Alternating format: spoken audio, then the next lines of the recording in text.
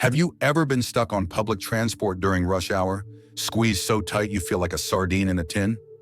And then bam, you're hit with the overwhelming scent of sweat. Oh, but wait, it gets better. That same person is having the loudest, most obnoxious conversation on speakerphone.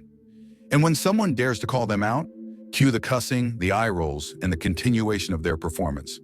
Fun, right? We've all been there. Let's face it, jerks are everywhere. They're on the bus, in the office, at family dinners. Heck, sometimes even in our homes. The question is, how do we deal with them without losing our minds? Well, the Stoics have a thing or two to say about that. The Stoic perspective, timeless wisdom for modern messes.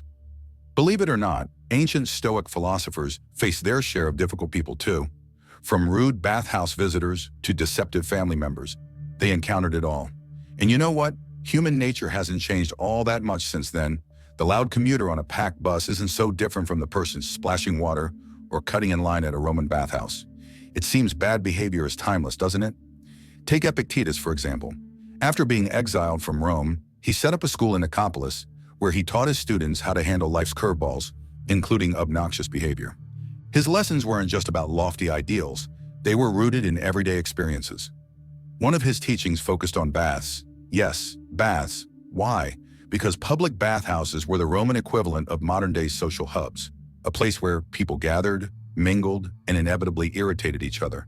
And if the Stoics could find calm there, we can do the same in our own chaotic lives.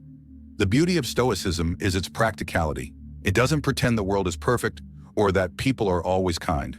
Instead, it equips us with tools to maintain inner peace, no matter what or who comes our way.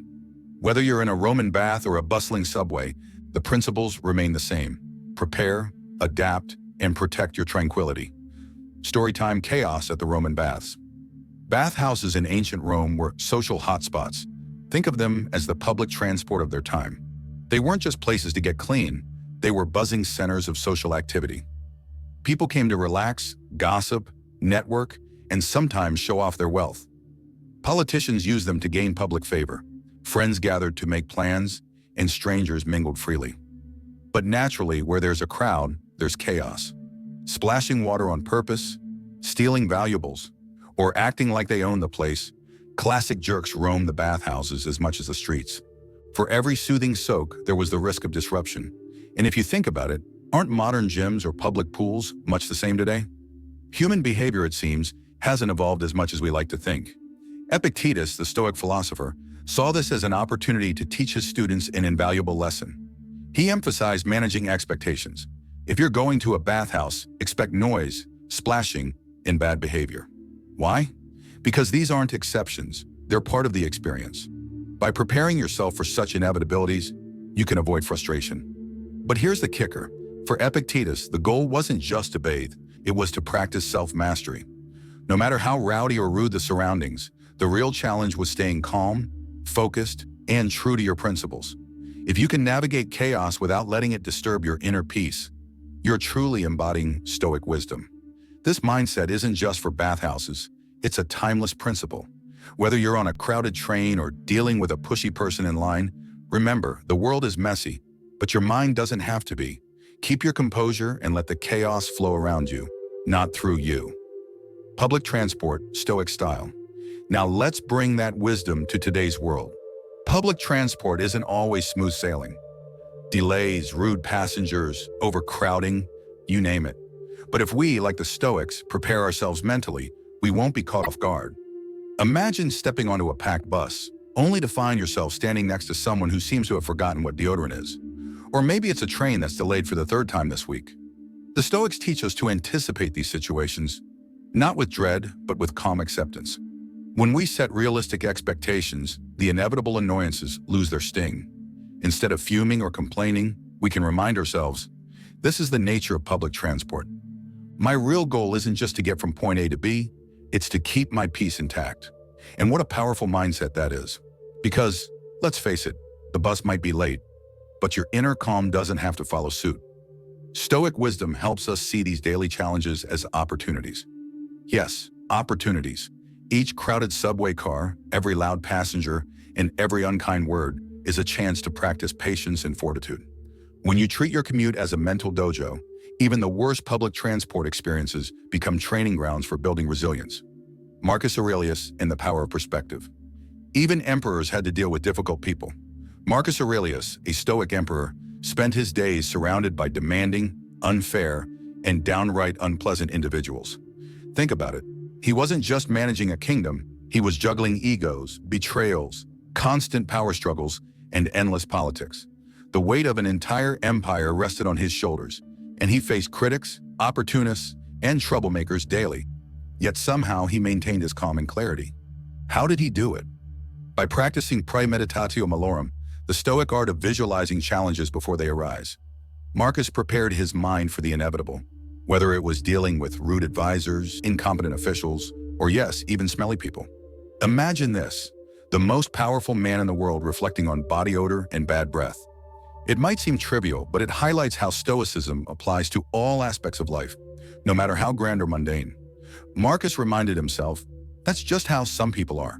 And that simple realization allowed him to approach annoyances with logic instead of anger. Here's what makes his perspective so liberating. Marcus recognized a fundamental truth. We can't control other people, only our reactions to them. Whether it's a neighbor who blasts music at 2 a.m., a coworker who never pulls their weight, or a stranger cutting in line, these situations only have as much power as we give them. By focusing on what's within our control, we reclaim our peace of mind and refuse to let petty annoyances derail our day. What's even more remarkable is Marcus's advice on dealing with these situations. He didn't advocate for confrontation or passive resignation. Instead, he encouraged understanding and practicality. Use reason to address the issue when possible, but if the other person doesn't respond or change, let it go. It's not worth sacrificing your inner peace over something or someone you can't control. Marcus's wisdom isn't just about tolerating difficult people. It's about thriving despite them. It's about recognizing that life will never be free of challenges or annoyances, but our response defines the quality of our experience. By practicing calm acceptance and focusing on what truly matters, we can navigate life with the same grace and resilience as this ancient Stoic emperor. The two handles technique. Epictetus had another gem for dealing with difficult people. Everything has two handles. This metaphor is profound yet simple. It illustrates the power of perspective. When someone frustrates you, you have two choices. You can grab the handle of their faults, dwelling on their shortcomings and letting anger or resentment take over. Or you can choose a different handle, one that emphasizes their humanity, shared history, or the circumstances that shape their behavior. Imagine a sibling who's unfair or critical. You could focus on their unfairness, letting it strain your relationship and build resentment over time. Or you could shift your perspective, remembering the laughter, the memories, and the bond that makes them your sibling. The choice of handle determines how you carry the situation, whether with anger or understanding. This doesn't mean ignoring or excusing bad behavior. It's about recognizing that people, like situations, are multifaceted. Everyone has flaws, but they also have strengths, moments of kindness, and redeeming qualities. By choosing to focus on these positives, we create room for empathy and a more balanced view of others. But let's be real, not every situation can be salvaged. Some people are too toxic, their behavior too harmful, for any handle to make the relationship bearable. When that's the case, it's okay, even necessary to let go. Epictetus put it simply, if the smoke in the house becomes unbearable, step outside. Choosing peace sometimes means walking away, and that's a decision rooted in strength, not weakness. This technique is more than a coping mechanism, it's a mindset shift. By reframing challenges through the two handles lens, we empower ourselves to navigate difficult relationships with grace and self-respect. It's a practice in preserving our dignity and focusing on what truly matters. Even in the most challenging situations, there's a choice. We can magnify someone's flaws or remind ourselves of the complexity of human nature. We can carry the weight of frustration or let it go, knowing that our peace is worth more than winning an argument or holding a grudge. Ultimately, the two handles technique reminds us that we have control, not over others, but over how we choose to see and respond to them. It's a simple yet profound tool to navigate the complexities of relationships, allowing us to maintain our inner peace, even when the world around us feels chaotic. Letting go of revenge. When someone wrongs us, it's tempting to fantasize about revenge. After all, the idea of settling the score feels like justice.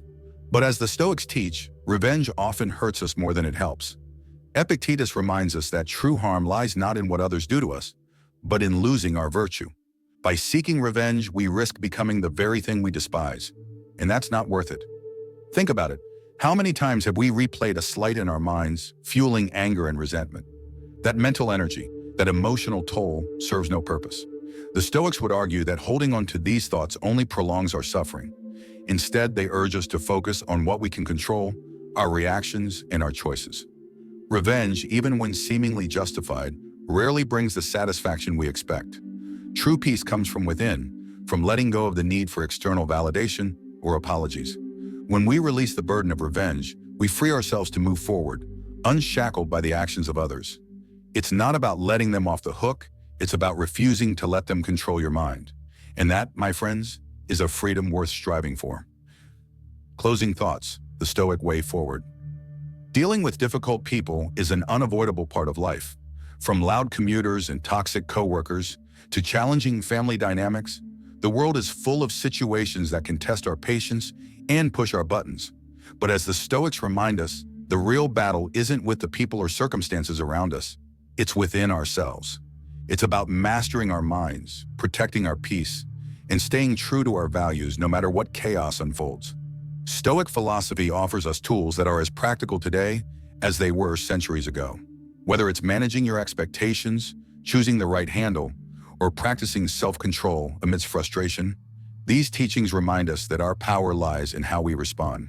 And if a situation becomes too toxic or unbearable, it's okay to walk away, not out of weakness, but as an act of self-respect. So how will you apply these Stoic lessons in your life? Will you anticipate challenges with calmness, focus on what you can control, or perhaps let go of a grudge that no longer serves you? Share your thoughts in the comments below. I'd love to hear about your experiences and perspectives. If you found value in this video, why not take a moment to spread the wisdom? Hit the like button, share this video with someone who could use a little Stoic insight, and subscribe to the Stoic Living for weekly content that brings ancient philosophy to modern life. By subscribing, you'll join a growing community of individuals striving for resilience, mindfulness, and a calmer way of living. Remember, life will always throw challenges your way. People will be difficult, situations will be messy, and outcomes won't always be fair. But no matter what, you have the power to choose your response. So stay calm, stay resilient, and most importantly, stay stoic. Thank you for watching, and I'll see you in the next video.